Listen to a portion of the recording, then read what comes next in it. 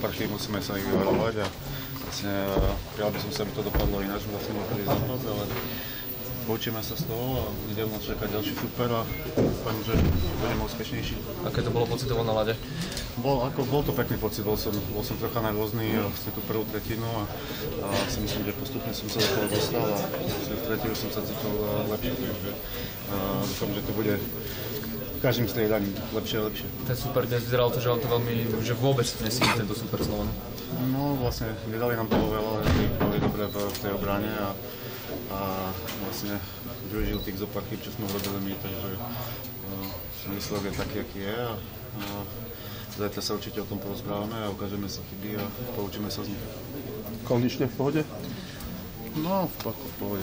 Vlastne, tak som hovoril, vlastne tá prvá tretina bola ťažšia a bola taká najrôznejšia, ale ten systém, čo máme, vlastne hráme za zabezpečenou obrany, takže vlastne tie povinnosti boli skôr v našej tretine a v strednom pásme.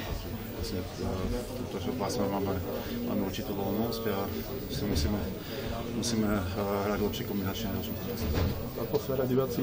No, atmosféra bola vynikajúca, vlastne diváci skandovali celý zápas a snažili sa nám stlačiť dopredu a dnes to nevyšlo a vynie to na budúce.